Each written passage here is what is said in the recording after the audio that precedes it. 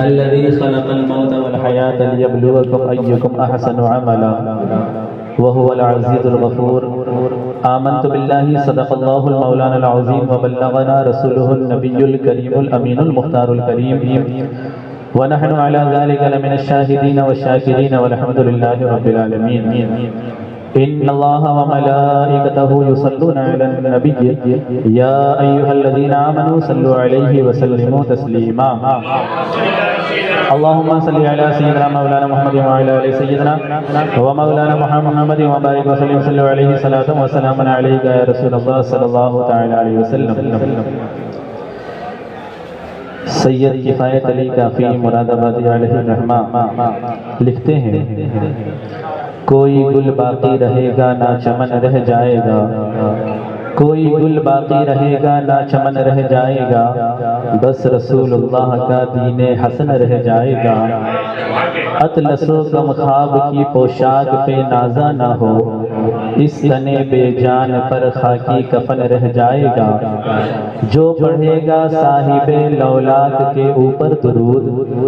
جو پڑھے گا صاحب لولاک کے اوپر درود آگ سے محفوظ اس کا تن بدن رہ جائے گا آگ سے محفوظ اس کا تن بدن رہ جائے گا نام شاہان جہاں مٹ جائیں گے لیکن یہاں نام شاہان جہاں مٹ جائیں گے لیکن یہاں حشر تک نام و نشان پنجتن رہ جائے گا حشر تک نام و نشان پنجتن رہ جائے گا ہم سفیر و باغ میں ہیں کوئی دم کا چہچہا بلبلیں اڑ جائیں گی سونا چمن رہ جائے گا اور سب فنا ہو جائیں گے کافی وہ لیکن حشر تک سب فنا ہو جائیں گے کافی وہ لیکن حشر تک نعت حضرت کا زبانوں پر سخن رہ جائے گا نعت حضرت کا زبانوں پر سخن رہ جائے گا عزیزانی گرامی وقار آپ حضرات کو یہ بتانے کی ضرورت نہیں ہے کہ ہم یہاں پر کیوں حاضر ہوئے ہیں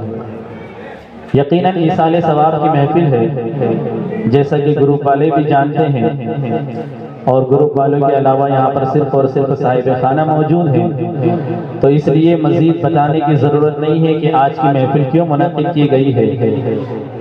ایصال ثواب کے حوالے سے کچھ دیر آپ کے سامنے گفتگو کر کے اپنی بات کو ختم کر دوں گا عزیزان گرامی وقار ایسی محفلوں کے اندر جب مجھے بیان کرنے کا موقع ملتا ہے تو میں ابتدا ایک بات ضرور عرض کرتا ہوں کہ موت ایک ایسی حقیقت ہے کہ جس سے کسی کو انکار نہیں ہے چاہے وہ کسی بھی مکتبہ فکر کا ماننے والا ہو کسی بھی فرقے سے تعلق رکھنے والا ہو یا کسی بھی مذہب سے تعلق رکھنے والا ہو کوئی بھی مذہب اس کا انکار نہیں کر سکتا اور آپ دیکھیں کہ دنیا کے اندر آنے میں تو ایک ترتیب بنی ہوئی ہے کہ پہلا باپ آتا ہے اس کے بعد بیٹا آتا ہے اس کے بعد پوتا آتا ہے ایک ترتیب بنی ہوئی ہے لیکن جانے کے اندر کوئی ترتیب نہیں ہے بہت ممکن ہے کہ پہلا بیٹا انتقال کر جائے اس کے بعد باپ انتقال کر جائے اور یہ بھی یاد رکھیں کہ دنیا میں آنے کے لیے 9 مہینے پہلے سے اطلاع دے دی جاتی ہے کہ کوئی دنیا میں آنے والا ہے لیکن جانے کے لیے پل کی خبر نہیں دی جاتی ہے وجہ کیا ہے اس لیے کہ میرا رب قرآن میں ارشاد فرما رہا ہے الذی خلق الموت والحیات لیبلوکم ایکم احسن عملا کہ اس نے موت اور زندگی کو پیدا فرمایا تاکہ دیکھے تم میں کون عمل کے اعتبار سے زیادہ اچھا ہے کس کا عمل زیادہ اچھا ہے اگر یہ بتا دیا جاتا کہ فلاں انسان اس تاریخ کو مرنے والا ہے اس تاریخ کو انتقال کرنے والا ہے تو پھر بتائیے وہ اللہ تبارک و تعالیٰ کی ویسی بندگی کب کر سکتا تھا انسان کو ہمہ وقت موت کو یاد کرتے رہنا چاہیے موت اس کی آنکھوں کے سامنے رہنا چاہیے اگر ایسا ہوگا تو بندہ یقیناً اللہ تبارک و تعالیٰ کی سچی بندگی کرتا ہوا نظر آئے گا ایصال ثواب کے حوالے سے پہلی حدیث میں آپ کے سامنے پیش کروں آقا کریم صلی اللہ علیہ وسلم ارشاد فرماتے ہیں کہ میت قبر کے اندر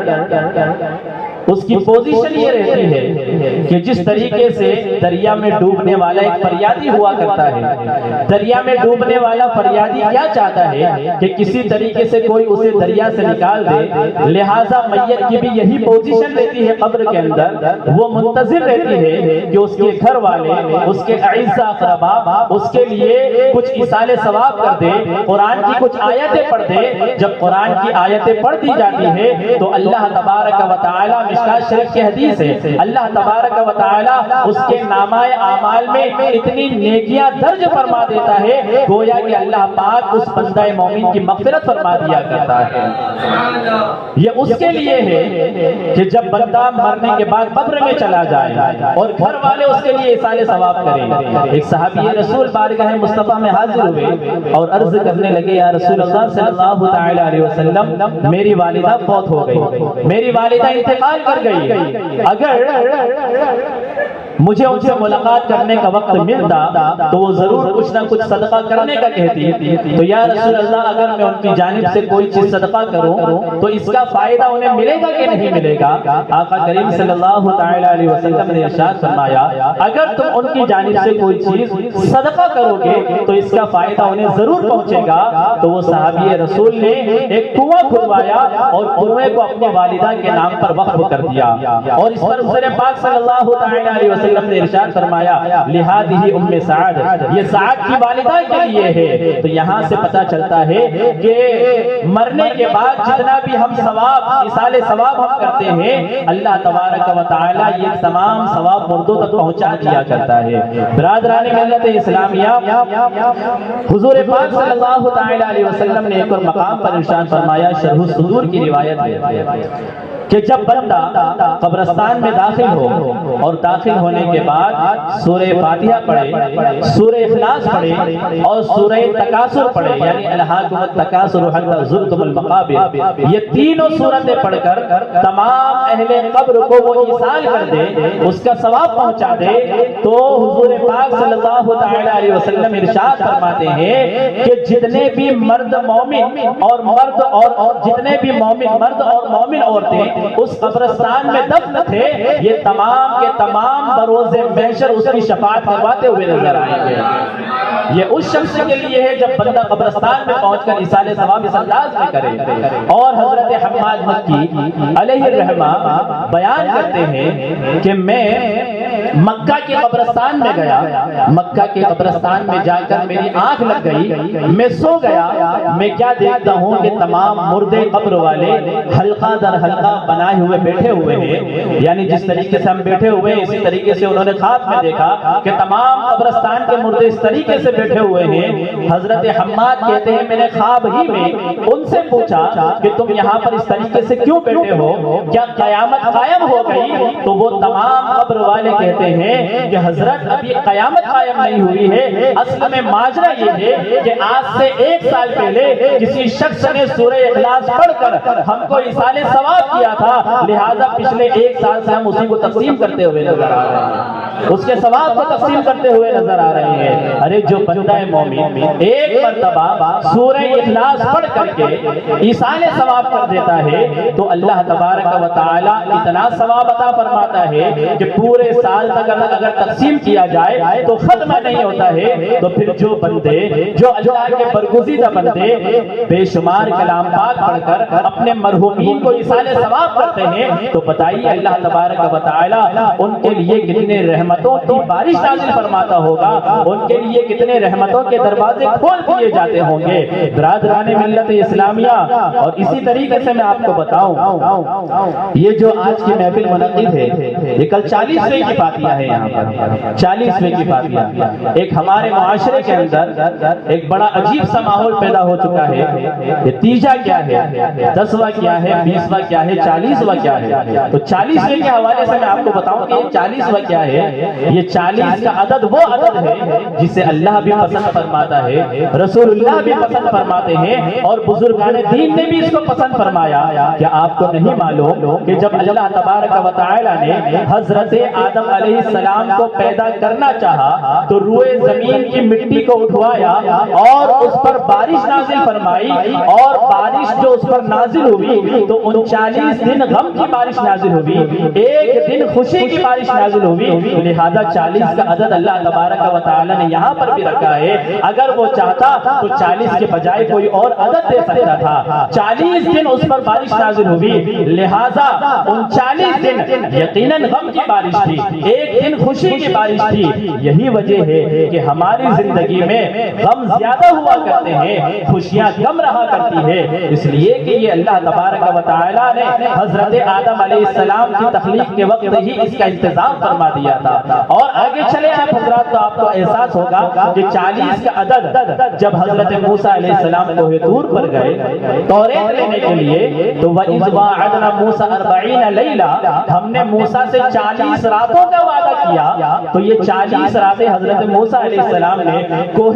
طور پر گزاری۔ یہاں پر بھی 40 کا عدد ہمارے سامنے آتا ہے، ہوتے تو 39 ہو سکتے تھے، 41 ہو سکتے تھے، لیکن 40 کروایا۔ اسی طریقے سے جب کوئی بچہ اپنی ماں کے شکم میں آتا ہے تو ابتدائی 40 دن وہ پانی کی بوند رہا کرتا ہے، اگلے 40 دن وہ گوشت کا لوتھڑا بنتا ہے، وہ خون بنتا ہے، پھر اس کے 40 دن بعد وہ گوشت کا لوتھڑا بنتا ہے۔ لہٰذا یہاں پر بھی 40 کا عدد دیا گیا ہے، ہر 40 دن میں اس کے مراحل بدلتے رہتے ہیں، مراحل چینج ہوتے رہتے ہیں، اور یہاں تک کہ فرمایا گیا کہ اکثر انبیاء اکرام نے جو اپنی نبوت کا اعلان فرمایا ہے وہ 40 سال کی عمر ہی میں فرمایا ہے۔ یہاں تک کہ ہمارے آقا کریم علیہ الصلوۃ والتسلیم نے بھی جو اعلان نبوت فرمایا ہے وہ 40 سال کی عمر میں فرمایا ہے۔ اللہ کے نبی حضرت یونس علیہ السلام مچھلی کے پیٹ میں جتنے دن رہے وہ کوئی اور عدد نہیں، وہ 40 ہی کا عدد تھا۔ برادران ملت اسلامیہ، کیا حضور پاک صلی اللہ علیہ وسلم نے یہ ارشاد نہیں فرمایا کہ جس کسی نے 40 حدیثیں یاد کر لی اسے فقیہ اٹھایا جائے گا؟ 40 کا عدد یہاں پر بھی موجود ہے، 40 سے بچ کر آپ کہاں جائیں گے؟ برادران ملت اسلامیہ، تو یہی چیزوں کو ہمارے بزرگان دین نے سمجھا۔ جب قرآن کے رموز کو سمجھا، حدیث کے رموز کو سمجھا، تو ہمارے بزرگان دین نے فرمایا کہ میت کے لیے ابتدائی دن سے لے کر تو 40 دن تک کے جتنا ایصال ثواب کیا جاتا ہے میت کو اس سے بہت زیادہ خوشی ہوتی ہے، اور 40ویں دن جو اجتماعی طور پر ایصال ثواب کیا جاتا ہے اللہ تبارک و تعالی اس اجتماعیت کی وجہ سے اس کی بے حساب مغفرت فرما دیا کرتا ہے۔ برادران ملت اسلامیہ، تو یہ ایصال ثواب ہے، لیکن آج ہم نے ہمارے معاشرے کو مد نظر رکھتے ہوئے، آج ہم نے ہمارے معاشرے کو سامنے رکھتے ہوئے بزرگان دین کی اقوال کو پس پشت ڈال دیا ہے، بزرگان دین کی روایتوں کو ہم نے چھوڑ دیا ہے، اور جس طریقے سے ہماری قوم نے ہمیں آگے بڑھایا ہم ویسے پڑھنا چالو کر دیے ہیں۔ عزیزان ملت اسلامیہ، یاد رکھیں یہ قوم کسی کی نہیں ہو سکتی ہے۔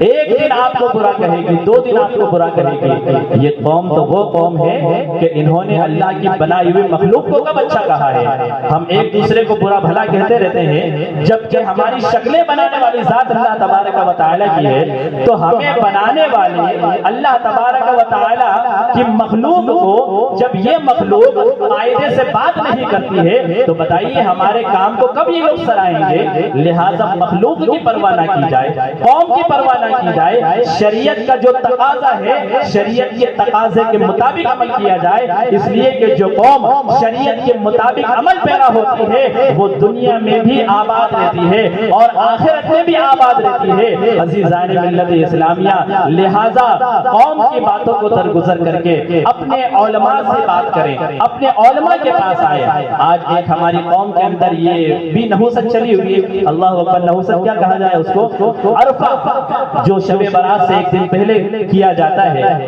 اس میں ہماری قوم کا یہ رواج ہو چکا ہے کہ جس کے گھر میں میت ہو جاتی ہے گھر والے آتے ہیں اس کو کھلاتے ہیں پلاتے وغیرہ وغیرہ جو بھی کرنا ہوتا ہے کرتے ہیں۔ میں یہ کہتا ہوں کہ جو مین دن ہے شب برات کا، اس میں اگر مردے کے لیے ایصال ثواب کیا جاتا تو حدیث پر بھی عمل ہو جاتا۔ یہ ایک دن پہلے کرنا اور اس کو عرفے کا نام دینا، ارے عرفہ تو وہ ہے جو ذی الحجہ کی 9 تاریخ کو ہوا تھا، جب حضرت آدم اور حضرت حوا کی ملاقات میدان عرفات میں ہوئی تھی، اسے عرفہ کہا جاتا ہے۔ یہ ہم نے کس کو عرفہ بنا لیا؟ تو لہٰذا یہ وہ بات ہے جو ہم نے اپنے ہاتھوں سے گڑھی ہے، اپنے ہاتھوں سے بنائی ہے۔ تو جس چیز کو ہم نے اپنے ہاتھوں سے گڑھا ہے اس پر ہم شدت سے عمل کرتے ہیں، اور شریعت نے جس چیز کی بنیاد ہمارے سامنے رکھی ہے اس پر ہم توجہ نہیں دیتے ہیں۔ عزیزان ملت اسلامیہ، آج ضرورت ہے، اشد ضرورت ہے کہ شریعت کے معاملے کو اپنے سامنے رکھا جائے اور شریعت کی روشنی میں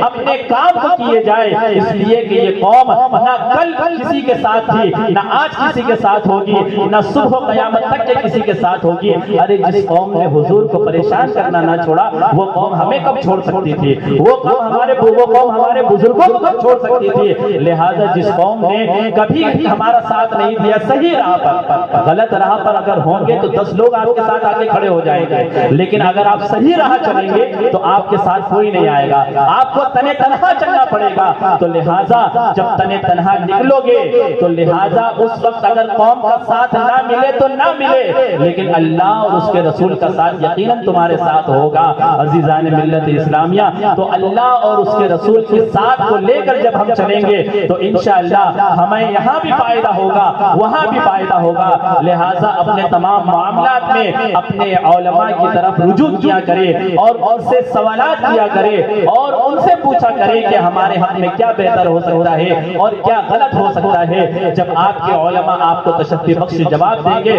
اسی کے مطابق آپ عمل کریں گے تو انشاءاللہ یہ آپ کے لیے بھی بہتر ہوگا اور آنے والی نسلوں کے لیے بھی بہتر ہوگا۔ اللہ تبارک و تعالی سے دعا ہے کہ اللہ پاک کہنے سننے سے زیادہ ہم سب کو عمل کی توفیق عطا فرمائے۔ استغفر اللہ ربی من کل ذنب واتوب الیہ، وآخر دعوانا الحمد للہ رب العالمین۔